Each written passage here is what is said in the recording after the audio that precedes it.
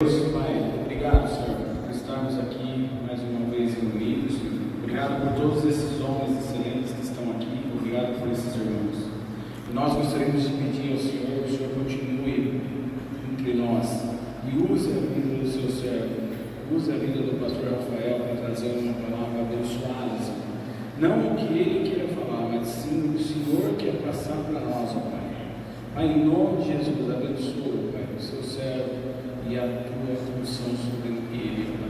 É o que nós pedimos nesse momento, Senhor, em nome de Jesus. Amém. Amém. Boa noite, irmãos. Eu gosto muito do encontro de homens, porque é um daqueles encontros que a gente lancha primeiro, depois vai para o culto. Você fica alimentado durante o culto, você não fica sujeito à tentação do inimigo, né? Que faz você ficar ansioso para comer algo. Mas que bênção esse encontro, esse período de louvor agora. Sentimos a presença de Deus aqui, né? E hoje nós vamos falar sobre liderança e legado. Bom, tem algumas coisas para dizer antes de lermos um texto bíblico, mas a primeira coisa é que falar sobre liderança é falar sobre uma das maiores necessidades do mundo. Bill Hybels, um pastor norte-americano que já produziu muito conteúdo sobre liderança, disse que muitos problemas teriam sido evitados se houvesse uma liderança saudável nos diversos contextos em que ela se aplica. O que significa ser líder? O líder é uma referência de sentido para uma ou mais pessoas. O líder é a pessoa para quem sempre alguém está olhando. Portanto, se você é um cristão, você está exercendo liderança no mundo, porque sempre tem alguém observando você. Se você é casado, então você também é um líder, porque a Bíblia diz que o marido é o cabeça da esposa. O marido lidera no casamento. Pode ser que quem manda na sua casa é a sua mulher, mas você ainda é o cabeça, você ainda é o líder. Se você é pai, você também é um líder, porque seu filho ou sua filha estão prestando atenção em tudo que você faz. Enfim, todos nós estamos influenciando alguém. Por isso, de certa forma, todos nós exercemos liderança, em menor ou maior grau, mas todos nós somos líderes. E por causa dessa responsabilidade, eu queria falar sobre esse assunto e sobre o legado que nós deixamos como resultado de uma boa liderança. E para falar desse assunto, nós vamos olhar para o maior líder que já existiu, Jesus. Só que antes, deixa eu te contar uma história. Você sabe quem é o autor brasileiro mais lido no mundo hoje? Quem se arrisca a chutar? É o Augusto Cury. Ele é psiquiatra, professor, palestrante e lógico, escritor. Alguns anos atrás, numa entrevista, ele contou que era um ateu convicto, não acreditava no cristianismo. Um dia ele decidiu fazer uma pesquisa investigativa nos evangelhos da Bíblia. Então ele pegou o evangelho de Mateus, Marcos, Lucas e João para estudá-los como livros históricos. E por que ele quis fazer isso?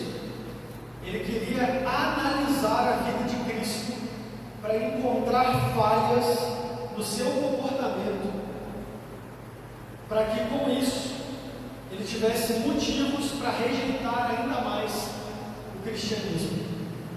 Só que o resultado dessa pesquisa foi que ele acabou se rendendo a Cristo. Aí eu projetei uma frase, olha o que ele disse na entrevista. Eu esperava encontrar uma personalidade criada, construída por um grupo de judeus fanáticos que queriam produzir um herói, mas acabei descobrindo em Jesus uma mente brilhante, um coração cheio de amor e uma liderança que transformou homens ignorantes em pessoas extraordinárias. Além de não encontrar falhas em Jesus, o Augusto Cury chegou à conclusão de que Jesus foi o maior líder que já pisou na terra. E isso virou um livro. Você pode procurar depois. E depois desse livro, ele escreveu ainda mais 5 livros que formam uma coletânea chamada A Análise da Inteligência de Cristo. E lá ele fala sobre o comportamento de Jesus à luz da psiquiatria. E ele identifica várias qualidades do caráter de Cristo que valem a pena serem estudadas, né? Bom, eu estou contando isso para você porque hoje nós vamos falar sobre liderança. E geralmente as pessoas esperam desse tipo de preleção uma abordagem técnica, visando métodos de como liderar equipes, como liderar a empresa. Só que o meu objetivo hoje é fazer o mesmo movimento que o Augusto Cury fez. Claro que um pouco diferente, porque ninguém é ateu. Mas todos nós precisamos olhar para Cristo. Independente da nossa capacidade, experiência de vida ou do conhecimento que temos sobre qualquer assunto, precisamos reconhecer que Jesus é a fonte inesgotável de todo aprendizado para cada área da vida. E é por isso que eu quero convidar você para abrir a sua Bíblia comigo no Evangelho de Marcos, capítulo 10, a partir do versículo 35.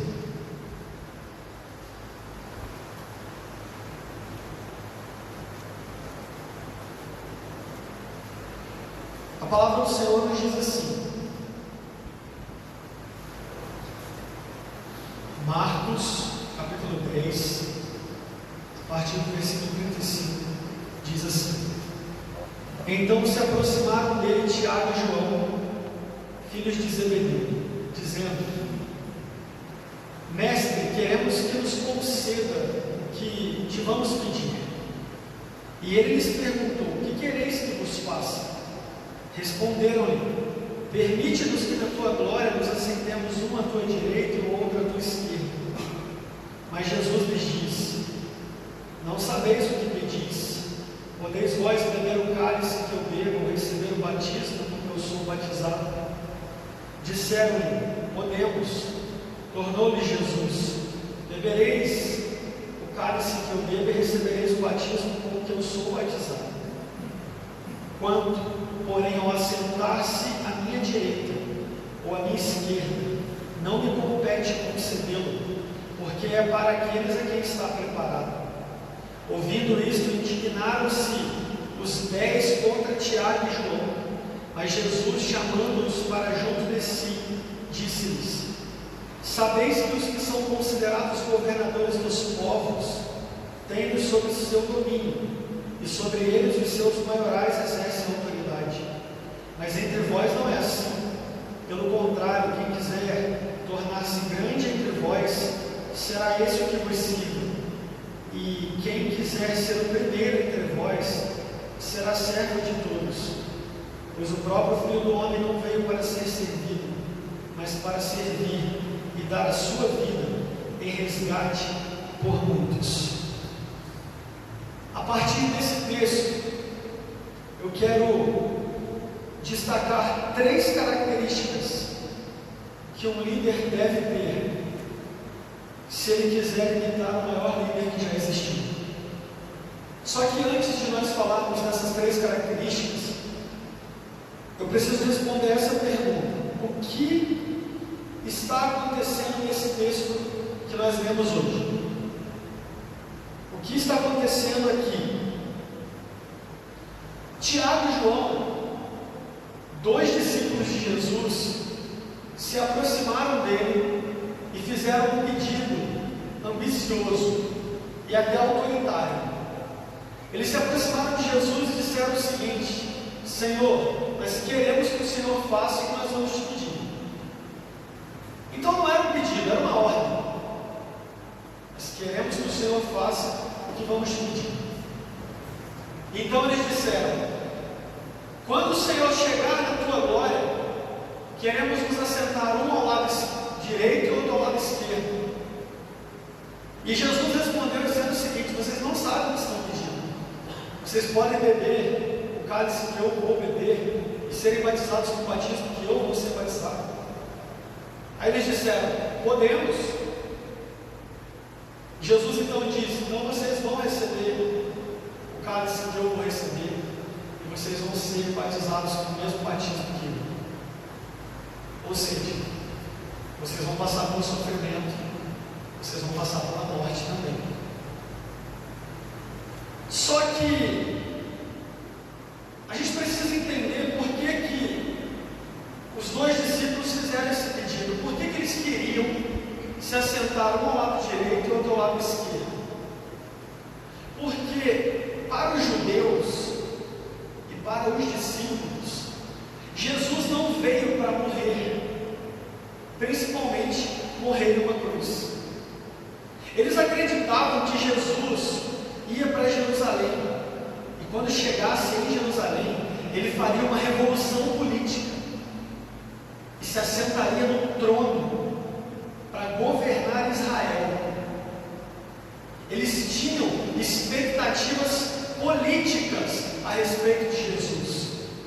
Como eles caminharam com Jesus por um bom tempo e viram Jesus curando enfermos, expulsando demônios, acalmando a tempestade, ressuscitando pessoas, alimentando multidões, transformando água em vinho, eles pensaram: ele é o enviado de Deus que tem o poder para nos libertar da opressão romana, porque naquela época o Império Romano dominava e oprimia o povo judeu.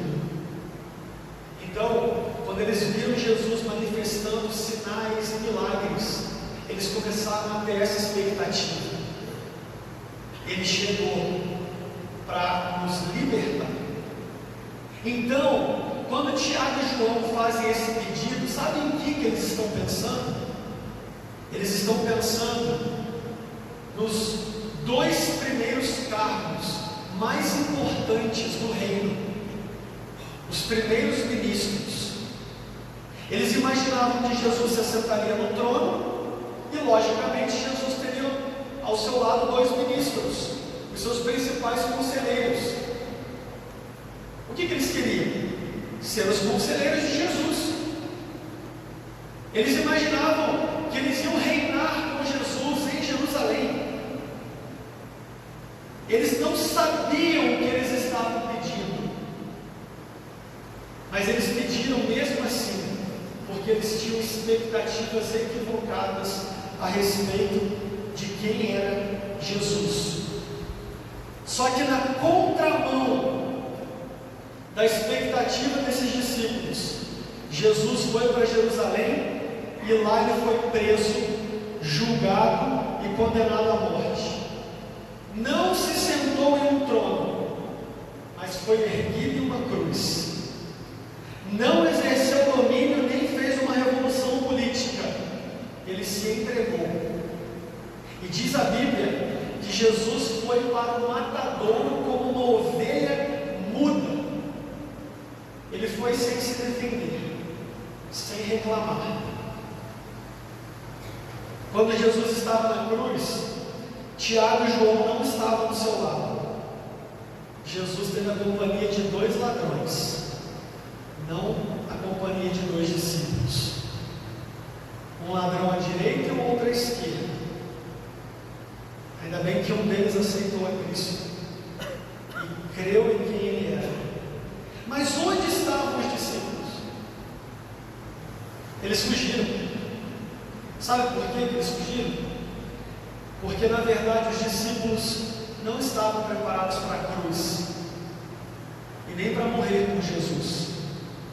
Eles só estavam atrás de privilégios e recompensas. Eles estavam seguindo Jesus com segundas intenções. Os discípulos só estavam caminhando ao lado dele porque tinham a expectativa de que ele ia para Jerusalém vencer todos os inimigos. Quando Jesus é preso, julgado e morto, eles ficam tão decepcionados que aquele texto que fala sobre os 2 discípulos no caminho de Emaús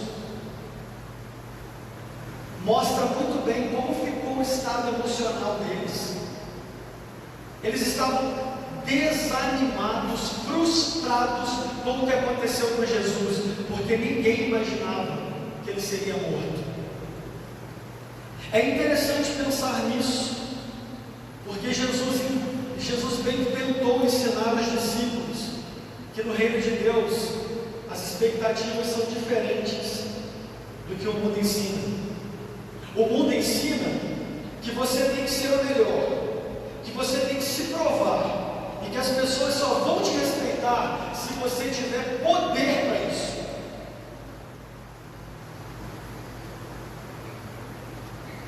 Olhe bem, no capítulo 9 do Evangelho de Marcos, os discípulos estavam discutindo um com o outro para saber quem era o maior dentre eles. Depois você pode procurar aí no capítulo 9. Eles estavam discutindo. Eu sou o maior. Aí o outro dizia: não, eu sou. Não, eu andei sobre a água. Eu sou mais próximo dele, eu sou maior. E aquela discussão até que chegaram em casa e Jesus marcou uma reunião para corrigir esse problema. Sabe o que Jesus disse durante a reunião? Se alguém quer ser o primeiro, será o último e servo de todos. Jesus só disse isso. Quem quer ser o maior, quem quer ser o primeiro, tem que ser o servo de todos. Aí quando chega no capítulo 10, nós vemos essa atitude egoísta de Tiago e João, pedindo a Jesus para que ele se assentasse uma à direita ou outra à esquerda. Tiago e João ainda estavam competindo com os outros discípulos. Eles estavam ainda querendo se provar. E diz a Bíblia que os outros discípulos ficaram indignados quando descobriram o que Tiago e João pediram para Jesus. Mas sabe por que eles ficaram indignados? Não porque eles acharam um absurdo o que Tiago e João fez. É porque eles queriam pedir também. Os outros 10 queriam a mesma coisa que Tiago e João. A indignação deles é porque eles não foram os primeiros. Só que então, depois desse problema surgir novamente, Jesus faz uma nova reunião e confronta as intenções de todos esses discípulos. E o versículo 42 mostra o que Jesus falou para eles quando estava corrigindo essa expectativa que eles tinham. O versículo 42 diz assim: vocês sabem que os que são considerados governadores dos povos os dominam e que os seus maiorais exercem autoridade sobre eles. Mas entre vós não é assim, pelo contrário, quem quiser tornar-se grande entre vocês, que se coloque a serviço dos outros, e quem quiser ser o primeiro entre vocês, que seja servo de todos, pois o próprio Filho do Homem não veio para ser servido, mas para servir e dar a sua vida em resgate por muitos. Jesus sempre deixou muito claro que a vida cristã não é uma temporada de férias, nem garantia de sucesso e privilégios. Os discípulos que não entenderam, nós que às vezes não entendemos isso. Seguir a Jesus não é uma nova maneira de conseguir reconhecimento, e não é uma barganha com Deus também. É uma estrada de renúncia, onde os meus interesses ficam em último plano e a glória de Deus sempre como prioridade. Jesus ensinou que os seus discípulos não deveriam se preocupar com o poder, com o reconhecimento e com as recompensas, porque eles foram chamados para servir. Ou seja, estar a serviço de um rei, para benefício de outros súditos. Nós somos chamados para viver para a glória de Deus, não para buscarmos a própria glória. E a primeira lição que eu quero destacar desse texto, para a nossa reflexão, é que a liderança cristã é exercida com humildade. Se tem algo que a gente precisa aprender sobre liderança, é como liderar com humildade. Porque Jesus liderou com humildade. Você quer ver um exemplo disso? Paulo escreveu lá em Filipenses 2, a partir do versículo 5, o seguinte: tenham entre vocês o mesmo sentimento, ou melhor, o mesmo modo de pensar de Cristo Jesus, que mesmo existindo na forma de Deus, não considerou ser igual a Deus algo que deveria ser retido a qualquer custo. Pelo contrário, ele se esvaziou, assumindo a forma de servo, tornando-se semelhante aos seres humanos, e reconhecido em figura humana, ele se humilhou, tornando-se obediente até a morte e morte de cruz. Cristo abriu mão de seus direitos. Antes de vir ao mundo, quem era Jesus?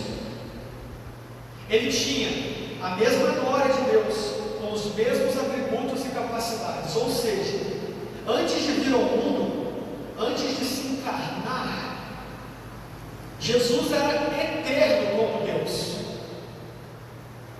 Ele não morreria jamais. Ele era onisciente, sabia de tudo o que acontecia no céu e na terra, onipotente, onipresente, podia estar em todos os lugares, não tinha nenhuma necessidade física, não era tentado por nada.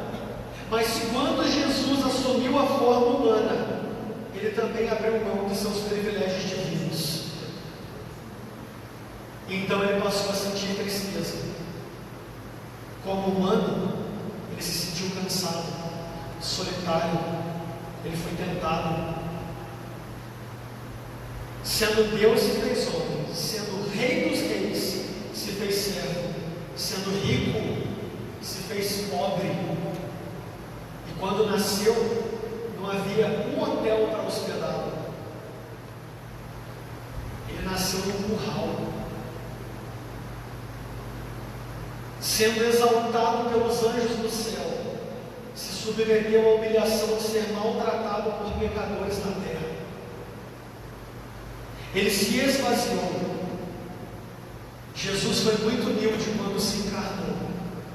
Ele foi muito humilde quando se colocou no nosso lugar. Quando chamaram de bom mestre, ele respondeu dizendo que bom somente é Deus. Jesus não queria com isso negar a sua bondade. Ele queria apenas mostrar que na condição humana ninguém é bom. Quando Jesus enfrentou um dos momentos mais difíceis do seu ministério aqui na terra, ele demonstrou muita humildade. No Getsemane, ele estava profundamente angustiado. E ele chamou os discípulos para orar com ele e por ele. Jesus, o Filho de Deus, chamando alguém para orar com ele. Isso é humildade, porque só pede ajuda quem se humilha. Quando Jesus decide lavar os pés dos discípulos, ele quebra o protocolo da época. Quem lavava os pés de alguém era o servo, o escravo, não o mestre. Mas os discípulos precisavam entender que não havia ninguém maior entre eles. Sabe, irmãos, se quisermos exercer liderança saudável, liderança cristã, bíblica, seja na família, ou no trabalho, ou nos relacionamentos, nós precisamos de mais humildade. Humildade para reconhecermos que somos humanos. E como o pastor Jean disse no podcast que vocês ainda vão ver, humildade para reconhecer que somos pecadores, liderando pecadores. A pessoa que é humilde trata o seu próximo com respeito e honra, porque o reconhece como igual. Infelizmente, existe um marido que trata a sua esposa como se ela fosse inferior. Talvez porque acredita que a profissão dela não seja tão boa como a sua. Tem marido que trata a esposa com inferioridade por conta do salário, que talvez dela seja menor, ou talvez nem existe. Pais orgulhosos também tem. Pais que são cruéis com seus filhos. Esses mesmos pais, quando eram adolescentes, faziam coisas piores do que eles fazem hoje. Mas esses pais acham que têm o direito de endurecer tanto o coração a ponto de se afastar do filho, no momento que ele está mais pecando, quando ele deveria ter mais proximidade ainda do pai. Mas às vezes nos falta humildade para se aproximar do filho pecador. Mas a humildade da liderança se aplica também à compreensão de que nós não damos conta de tudo sozinhos. Jesus quis dividir o fardo no Getsemane com os seus discípulos, e isso é uma grande lição para nós, porque como homens fomos treinados a dar conta de tudo, fomos treinados a assumir responsabilidades e provar que podemos. Mas a verdade é aquilo que o pastor Tarcísio pregou nesse domingo. A verdade é que nós estamos doentes dos pés à cabeça. Nós somos totalmente falhos. E o pecado faz parte das nossas intenções mais profundas. Somos pecadores, doentes, dos pés à cabeça, e Deus sabe disso. Nós precisamos mais da graça de Deus e da ajuda dos outros do que nós gostaríamos de reconhecer. O pastor Ronaldo Lidório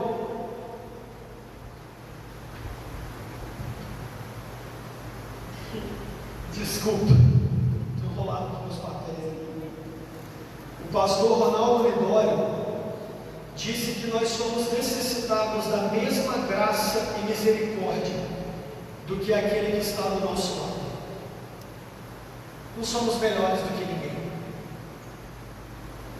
Portanto, irmãos, quer seja como pai, como cristão, como líder de algum ministério, eu como pastor também, todos nós precisamos de humildade para nos aproximarmos das pessoas que Deus nos confia.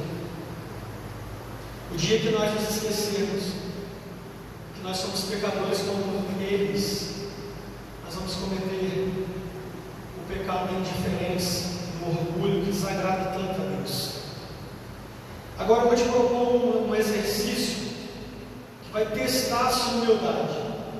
O pastor Jonatas uma vez fez isso com a equipe pastoral, e esse exercício foi muito marcante, porque não é a primeira vez que nós falamos dele.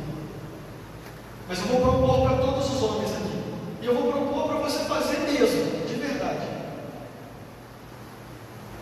Essa semana ainda, procure sua esposa, ou sua mãe, ou alguém próximo da sua confiança, que não vai passar pano para você, e pergunte a essa pessoa: o que você acha que não parece com Cristo? Ou melhor, o que você acha em mim que não se parece com Cristo? Quais são as atitudes que eu tenho que não se parecem com as atitudes de Jesus?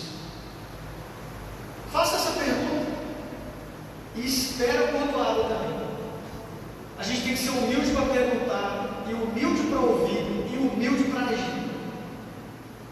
Pergunte para alguém da sua confiança. Segunda coisa que eu quero falar sobre esse assunto: a liderança cristã é exercida através do serviço. Olha o que diz o versículo 43 e 42, ou 44, né? Melhor dizendo. Diz assim, ó, lá no capítulo 10 de Marcos, tá? Versículo 43 e 44. Mas entre vós não é assim. Pelo contrário, quem quiser tornar-se grande entre vós, será esse o que vos sirva. E quem quiser ser o primeiro entre vós, será servo de todos. Jesus ensinou para os discípulos que ser grande no reino de Deus não é apenas se assentar, ou melhor, não é se assentar em trono. Ser grande no reino de Deus é ser servo. Trazendo para o nosso contexto, irmãos, nas empresas tem dois perfis de líderes, ou de cargo, vamos dizer. Tem aquele que é chefe e tem aquele que é líder. Às vezes o chefe acha que é líder, mas não é. Ele só manda porque tem um poder, mas ele não tem o coração das pessoas com o qual ele lidera, porque ele não serve aquelas pessoas, ele manda naquelas pessoas, ele apenas exerce o poder que ele recebeu. Ele domina, ele diz do jeito que tem que fazer, tem que ser feito daquele jeito, e ponto final. É o chefe. As pessoas acabam fazendo porque ele tem um poder, mas o líder é aquele que inspira. As pessoas que estão sob a sua responsabilidade fazem o que fazem por inspiração, por amor, por alegria, por entusiasmo, porque os líderes, eles não mandam, eles servem, e por servirem, eles inspiram. É uma liderança que comunica ao coração, não precisa nem das palavras. Uma vez eu conversei com o senhorzinho, dono de uma empresa. Foi uma conversa muito legal. Ele já está aposentado, não precisa trabalhar, a empresa já está funcionando com outras pessoas à frente, mas ele todos os dias vai lá. Ele cumprimenta todo mundo, toma um cafezinho, cuida das plantas. E aí, conversando com ele, ele falou assim: você é um menino muito novo, sabe qual que é o meu problema com essa geração nova, assim, que nem você? É que eles chegam na empresa para trabalhar, e eles chegam querendo fazer isso aqui, ó. Eles não veem a hora de mandar, Sabe o que está faltando no mundo hoje? Gente que queira chegar aqui, ó, e trocar o gesto. Isso não. Porque no mundo hoje é muita gente querendo fazer isso e pouca gente querendo fazer isso. Na lógica do mundo, os maiores são aqueles que exercem poder, mas para Deus, a grandeza é medida pelo serviço. Ser grande é estar a serviço dos outros, em vez de ser servido pelos outros. Esses dias atrás eu vi no Instagram ou no TikTok, não sei, um pastor chegando na igreja. Rapaz, essa moda pega, dá até nojo. Ele desce do carro, as pessoas abrem a porta para ele. Ele passa pelas pessoas, parece intocável. É o santo homem de Deus. Ele está ali para ser servido, não para servir. Não admire isso jamais. Porque nós, como pastores, temos uma responsabilidade sim. Mas em nenhum momento nós somos melhores do que as ovelhas. Porque pastor também é ovelha. Sempre será. O perfeito pastor nós sabemos quem é. Sabe, irmãos, nós precisamos servir ao próximo. Precisamos aprender a servir as nossas esposas, servir os nossos filhos e os amigos. Quando eu falo os nossos filhos, não sendo pai, eu penso naqueles adolescentes que eu tenho trabalhado, né? De certa forma, o coração da gente fica tão apegado como se eles fossem mesmo filhos. Eu sei que a sensação quando eu for realmente pai vai ser completamente diferente, mas naquele momento ali é como se eu estivesse cuidando deles.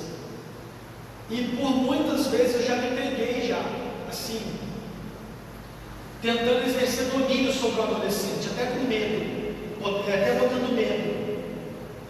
Mas eu fui percebendo ao longo do tempo que quanto mais eu sirvo o adolescente, mais ele consegue confiar e mais ele se interessa por Cristo. Servir um adolescente, por exemplo, é ter a paciência de parar para ouvir.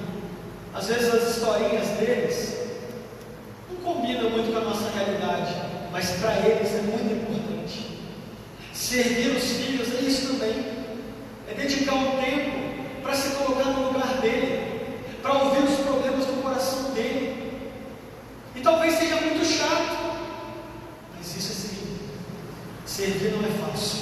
Servir a esposa talvez seja um negócio também chato. Lavar a louça, passar pano, varrer, guardar bagunça. Nós temos que nos atentar a isso, irmãos. Vocês acham que nós marcamos um encontro de homens aqui para aliviar a barra de vocês? É para desafiar. Você chegar em casa e a esposa pensar: meu Deus, que homem! Da onde veio?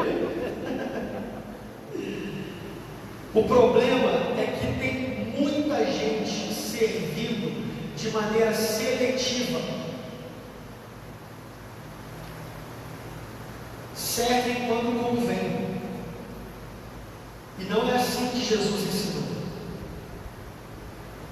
Os discípulos serviam a Jesus porque queriam recompensas. Às vezes a gente serve quando é conveniente. A gente se dedica mais quando é do nosso ministério. Ou a gente faz alguma coisa quando aquilo é visto. Às vezes a gente serve só porque quer algo em troca. Tem homem que é bonzinho com a esposa porque tem segundas intenções no final do dia. E depois que consegue, volta a relaxar de novo. A gente não pode servir as pessoas quando convém, porque o que nos move no serviço ao outro não é o outro, é a glória de Deus. É a glória de Deus. Servos só querem promover a glória de Deus. Eles servem em casa, eles servem no trabalho, servem na igreja com a mesma motivação e com o mesmo amor. Eu conheço pessoas que na igreja é até polido para as pessoas, tratam com uma misericórdia, com uma paciência, com uma tolerância, mas chega em casa, não tem paciência com nada. Conheço homens que na igreja faz cara de anjo, mas na empresa parece demônio. Nós servimos para a glória de Deus. O que nos move não é o outro. Claro que em última instância será o próximo, mas a nossa prioridade é servir para a glória de Deus. E tem duas coisas que todo servo precisa ter: humildade, que nós já falamos, e disposição. Para servir tem que ter disposição, porque dá preguiça às vezes. Servos pensam mais nos outros do que em si mesmo, porque sabem que enquanto cuidam dos outros, Deus cuida das suas necessidades. Quem disse isso foi o pastor Carlitos Paz, da igreja da cidade, lá em São José dos Campos. Às vezes, irmãos, servir é só se fazer presente, é parar de trabalhar um pouco, sossegar o espírito e estar com a família. Às vezes servir é só isso, mas eu sei que é difícil. E por último, para a gente encerrar, a liderança cristã é exercida pelo exemplo. Olha como que Jesus termina o discurso dele: pois o próprio Filho do Homem não veio para ser servido, mas para servir e dar a sua vida em resgate por muitos. Liderar pelo exemplo não é uma maneira eficaz de liderar, é a única. Não é uma maneira, é a única. Aquilo que você faz pode falar tão alto que as pessoas podem não ouvir o que você diz. O pastor Jonas uma vez citou essa frase: aquilo que você faz fala tão alto que sua família não está ouvindo o que você diz.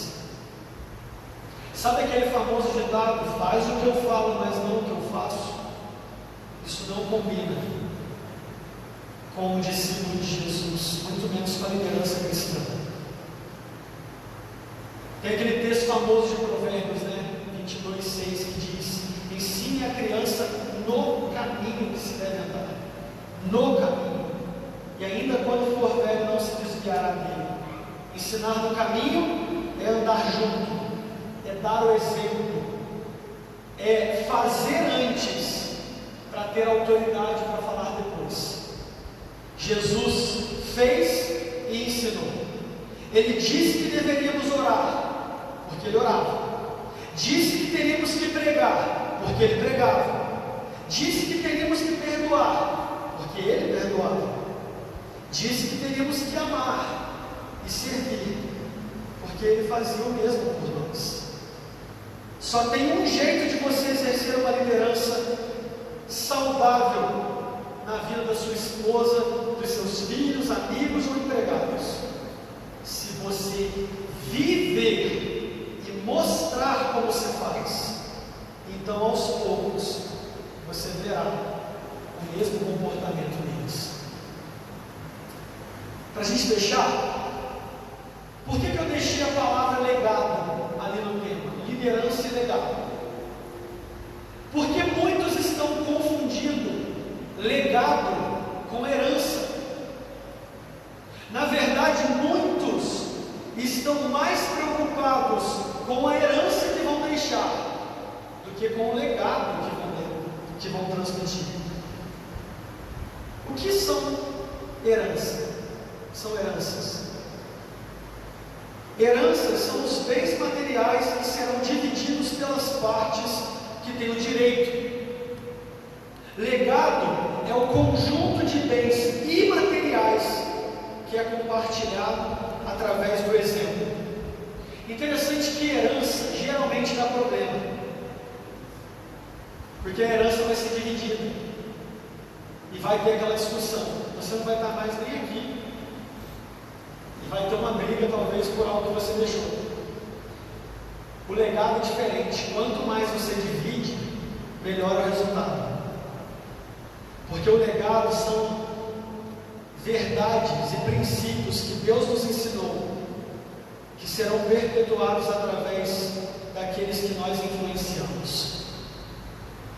Que você valorize mais o legado do que a herança, porque a herança, além de dar problema, na hora da divisão, ela pode ser um problema para o coração das pessoas que a recebem. A herança só não vai ser um problema se o seu legado for um legado que honra a Deus. Porque então você vai transmitir aquilo que Deus está falando com você. E esses valores e princípios vão acompanhar a vida dos seus filhos. E não vai ter uma herança, não vai ter nada que vai influenciar eles negativamente. Porque o coração deles será de Jesus. Nós precisamos entender que a liderança cristã é exercida com humildade, é exercida através do serviço e é exercida pelo exemplo. Vamos orar? Senhor, eu quero te agradecer por essa noite, te agradecer pela oportunidade de pregar a tua palavra e falar sobre esse assunto. O meu pedido é que o Senhor nos ajude nesse desafio. E que o Senhor, ó Pai, nos faça entender dia após dia que se nós não nos submetermos à Tua direção, nós não deixaremos nenhum legado relevante para a futura geração. Deus trabalha no nosso caráter e nos transforma em pessoas mais humildes.